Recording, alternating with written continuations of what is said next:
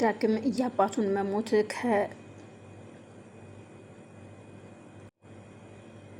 ከአምራን ሰምቶ ሁሉን ነገር የእውነት ነው እንዳትኝ ውሸት እንደሆነ ነው የማውቀው። የእውነትሽን ነው የምትይን ነገር ካለ ቶሎ ንገሪኝ ይላታል። አምራን የእውነት ከሆነ እንግዲህ ስለ አባት መሞት የምትፈልግ ከሆነ ማወቅ አንድ ነገር እልሃለሁኝ። ምክንያቱም ያሉት ቤተሰቦች እንዳሉ አስመሳይና ውሸታሞች ናቸው በማለት ተነግሯለች። አልገባኝም፣ ልትነግሪኝ እየፈለግሽው ነገር ካለ ልትነግሪኝ ትችያለሽ። አምራን አንድ ነገር ማስጠንቀቂያ የምነግርሽ እንደስከ ዛሬው የሆነ ውሸት ነገር ምናምን አወራለሁ ብቴ አጠፋሻለሁ፣ ጊዜን አታቃጢ፣ ያለውን ነገር ንገሪኝ ሲል እያፋጥጧታል። አምራንም እያዘጋጀችው ሚሞሪን ስለነበረ ግን ደግሞ ሚሞሪው ላይ ያለው ቪዲዮ ወይዘሮ ዝናሽና አቶ ለይኩን ሲቀብሩ እንጂ የማን ፊት እንደሆነ የሚያውቀው ነገር የለም። ፊት አያሳይም። ስለዚህ ይኸው የአባትህን ገዳይ እዚህ ጋር ማየት ትችላለህ። እንዴት አባትህን ገለው ሲቀብሩት እንደነበረም እዚህ ጋር ማስረጃ አለልህ በማለት ሚሞሪን ትሰጠዋለች።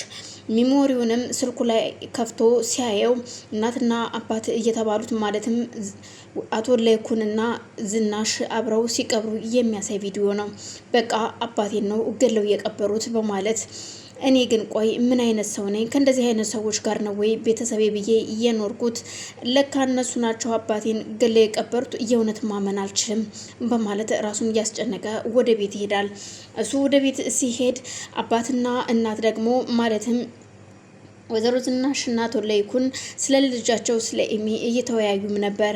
በዚሁም አጋጣሚ ደግሞ የሱን ዲኤንኤ አስመርምራ ስለነበር ወይዘሮ ዝናሽ ያስመረመረችው ዲኤንኤ ደግሞ የአቶ ለይኩን ልጅም እንዳልሆነ የሟች አባት እየተባለውም እንዳልሆነ በፖሊሶች እየታየውም ከዚህ በፊት ዲኤንኤ አባትና ልጅ እንዳልሆኑ ያሳያል። ስለዚህ የሱ ልጅ ካልሆነም ለይኩን ያንተ ልጅ ይሆናል በማለት ነበር ዲኤንኤ ያስመረመረችው።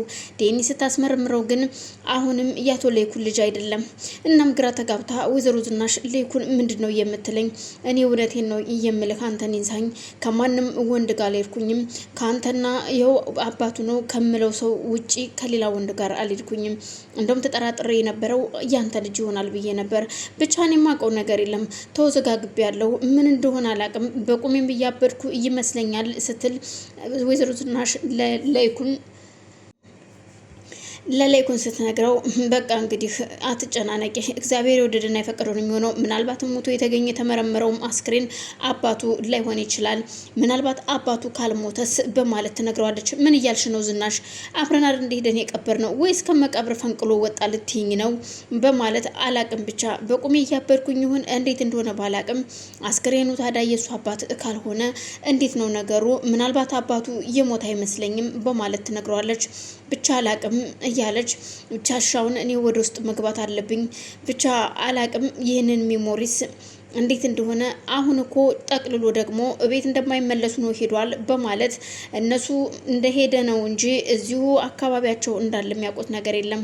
እናም ከደቂቃዎች በኋላ በር አንኳኩቶ ሲገባ ውይ ዳግም ልጄ መጣህ ስትል ፈገግ ብላ ስትቀበለው ዳግም አትበይኝ፣ እኔ ልጅሽ አይደለሁም፣ እናቴ አይደለሽም፣ አንቺ ጨካኝ አረመኔና ክፉ ሴት ነሽ፣ አባቴን ገለሽ እየቀበርሽ ጨካኝ ነሽ በማለት ምን እያልክ ነው ልጄ? ደግሞ እንደዚህ ብላ ደግሞ አውርታ ላከችህ። ደግሞ መቼም እርግጠኛ ነኝ አምራን ነች እንደዚህ የምትልህ፣ የዚህ ቤተሰብ ሰላም እንደሆነ የማትፈልገው እሷ ነች። ምንም ሰውን አትጥሪ፣ ይኸው አይኔ ያየውን ደግሞ ልትክጅኝ ነው እንዴ? በማለት ሜሞሪውን ከፍቶ ያሳያታል። እና ታዲያ ይሄ ያንተ አባት ነው እንዴ? ምንድነው የምትለው? እኛ ነፍሰ ገዳይ አይደለንም፣ የአባት አስክሬንም አይደለም ይሄ።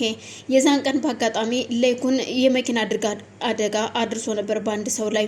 እናም ጨንቆ ስለነበር ሲደውልልኝ ሰው ጭር ብሎ ስለነበር ምንም አይነት ሰው ስላልነበር በቃ ሽንቅበረው ብለን አብረን ቀበር ነው እንጂ ያንተ አባት አይደለም። እባክህ ኤርሚያስ እንደዚህ አትበለ፣ እባክህን ዳግም ተረጋጋ ብትለው በፍጹም አልረጋጋም በማለት ግራ ተጋብቶ ወጥቶ ይሄዳል። የሆነ ካፌ ነገር ላይ ቁጭ ብሎ እያለ ዳግም ናሁም ካጠገቡ ሄድና ዳግም ፊትህ ጥሩ አይደለም፣ ተበሰቋቁለሃል።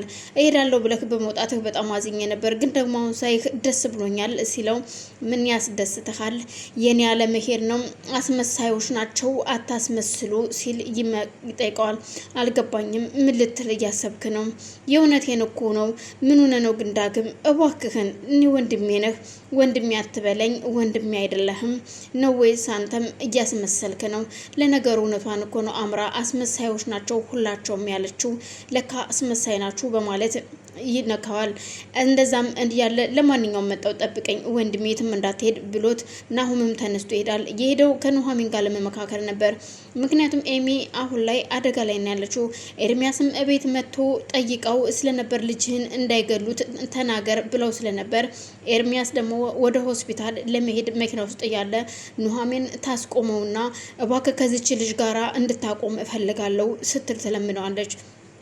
ይኸውልሽ አንቺ እንደምትይው አይደለም፣ እርግጥ ተጸጽቻለሁ፣ ግን አሁን እናንተ ከምታስቡት በላይ ደግሞ የልጅቷ ህይወት ያስፈልጋል። እናም ይኸው ኤሚ ልጅህን አትርፍ ብላ ደውላ ጠርታኝ ነበረ፣ ግን ደግሞ ስለ በሽታው ሳቅ ደግሞ ዶክተሩን አናግሬው በሽታው አደጋ ስለሆነ እሷ እንድትተርፍ እንጂ ስለ ጽንሱ አልጨነቅም። አሁን እኔ ያለብኝ ስራ እሷን ማሳመንና ጽንሱ እንዲወርድ ነው፣ እባክሽን ተረጅኝ ይላታል። እቺ ልጅ በብዙ ነገር እየጎዳሃት ነው ኤርሚያስ፣ ተጠንቀቅ፣ እኔ እውነቴን ነው የምልህ ትጠፋለህ ስትለው እዩልሽ ደማችን ራሱ የቤተሰቡ ደም ከሷ ጋር አንድ አይነት እንዳልሆነ ሰምቻለሁ። እናም ከዶክተሩ ጋር ተነጋግሬያለሁ። ምክንያቱም ምናልባት የኔ ደም ሊሆን ይችላል ብዬ እሱንም ናሙና ሰጥቼ መጥቻለሁኝ። እናም እባክሽ ተረጅኝ። አሁን እሷን የማሳምንበትን መንገድ ነው የምፈልገው። እናንተ እርግጠኛ ነኝ አዎ ልክ ናችሁ። ከዚህ በፊት በእናንተ ላይ እያጠፋው ጥፋት በሌላው ላይ ስቲል አሁንም ድረስ እንደምጠሉኝ አውቃለሁ። ብጠሉኝም ብሰድቡኝም አልቀየማችሁም፣ ምክንያቱም ትክክል ስለሆናችሁ ነው በማለት ለኑሐሚን ይነግራታል።